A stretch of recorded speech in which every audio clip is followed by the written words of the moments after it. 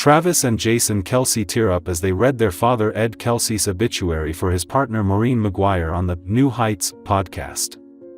On Monday, August 4th, fans were moved to see brothers Travis and Jason Kelce publicly express their feelings for the first time about the passing of Maureen Maguire, their father Ed Kelce's longtime partner.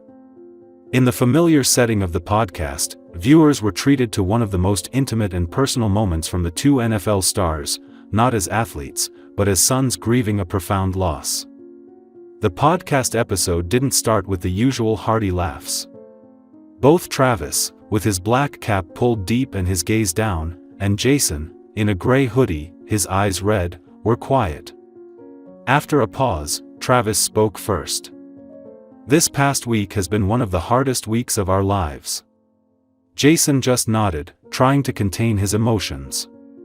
On the screen was a black and white photo of Ed Kelce and his partner Maureen Maguire, the woman who had accompanied him for more than 2 decades. Both were beaming, wearing event badges cheering on their sons, a photo filled with family memories.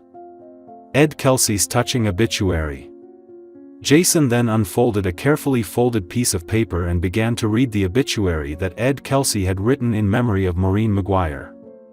His voice was hoarse but clear. "Maureen was my light in the darkest days. She loved me unconditionally, and my sons as if they were her own. She watched every single game Travis and Jason played. Without Maureen, I wouldn't be me." Jason paused, quickly wiping away a tear. Travis stepped closer to the microphone and continued. "She always called me the good boy who makes trouble. Every time I score, she texts me, 'You've broken my old heart again, Travis.'" They both laughed softly, tears in their eyes. The emotion exploded when Jason read the last part. "Goodbye to the woman who made a house a home. See you on the other side of the galaxy. Maureen, the silent pillar of the Kelce family." For more than 20 years, Maureen Maguire has not only been Ed Kelce's life partner, but also an important part of Travis and Jason's lives. Although she didn't give birth to them, Maureen has always been present at every event, big and small, from NFL games to family parties. She is the one who keeps the bond between the two brothers, a gentle voice amid the big waves. Jason shared. "There were days when Travis and I were arguing. She was the only one who could call us and say one sentence and everything would be okay." Travis continued, his eyes filled with tears. "She didn't need to say much, just looking at us with that look in her eyes was enough to know she was wrong. And also knowing that she was loved." The last handwritten letter. In the podcast episode, Travis unexpectedly pulled out a handwritten letter from Maureen, which she sent to the two brothers before being hospitalized. His voice broke as he read each line. "My boys, don't be sad if one day I'm no longer here. I lived a full life when I could call you my children. Continue to love each other, protect each other, and remember that I'm always there, in your hearts, in the cheers from the stands." Jason could not hold back his tears at this point. He turned to Travis, and they both nodded, a silent pledge to continue the family tradition Maureen had upheld. A precious moment of silence.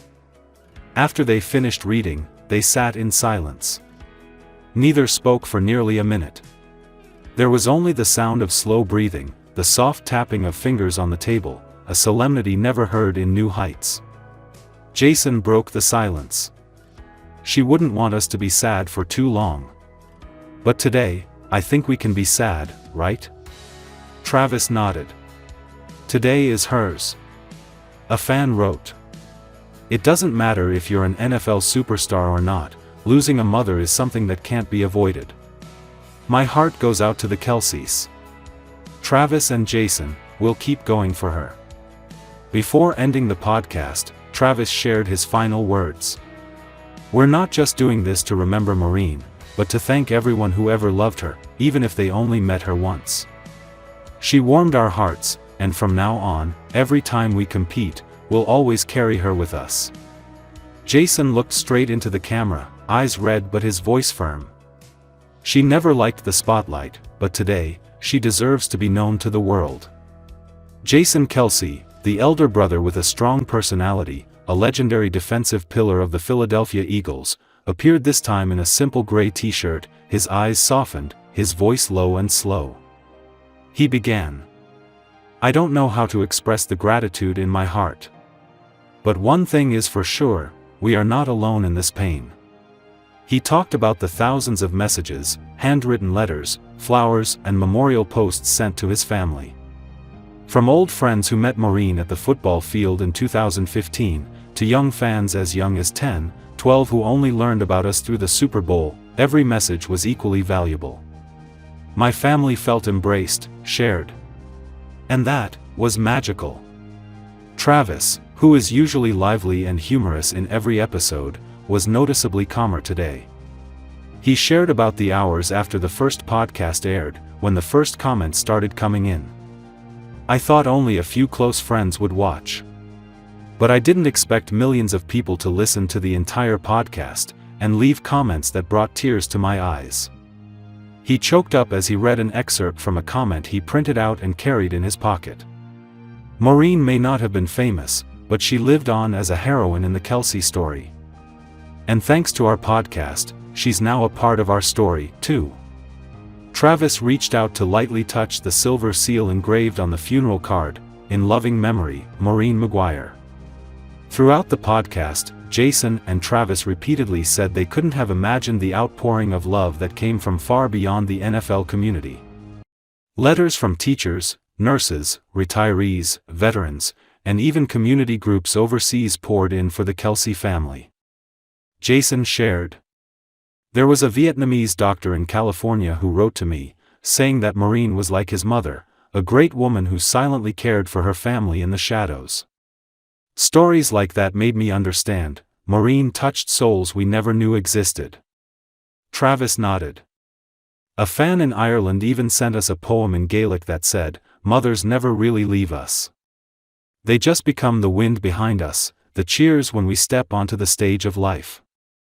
Both Travis and Jason thanked their respective teams, the Kansas City Chiefs and Philadelphia Eagles, for taking time to remember Maureen, and for allowing them to miss a few practices to spend time with their families. "Coach Reed called me an hour after I heard the news. He just said one thing, 'Family is everything, Jay. Don't worry about anything.' And I will never forget that," Jason recalled emotionally. Travis also touched by messages from Patrick Mahomes, Taylor Swift, and his friends in the entertainment and sports world.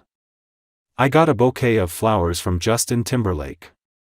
But what touched me the most was a handwritten letter from a fan in Kansas City with a bracelet that said, 'Team Maureen.' She wore it all week." A special part of the podcast saw Travis and Jason jointly announce the creation of the Maureen Maguire Foundation, a non-profit organization that supports stepmothers and other women in mixed or mixed-race families. Jason shared. "Maureen never needed the spotlight. But if that light can shine on other women who are doing the same work as her, we think she will be happy." Travis continued. "She once told me, a family doesn't have to be perfect, it just has to love each other. This fund is our way of spreading that love to people who have never heard thank you." Notably, at the end of the program, Jason and Travis played a short recording of their father, Ed Kelce, made a few days ago. In the recording, his voice trembled. "I lost Maureen, but not my memories. I lost a life partner, but not all the love we shared. Thank you, everyone, for helping me see that her love lives not only in me, but in millions of other hearts." Both brothers were silent as the recording played. Travis gently placed his hand on Jason's shoulder, his eyes red. "Maureen loved listening to Carole King's You've Got a Friend. Every time we called, she would softly sing the first verse, 'Winter, spring, summer or fall, all you have to do is call.' And then, in that quiet moment, You've Got a Friend played softly in the background of the podcast.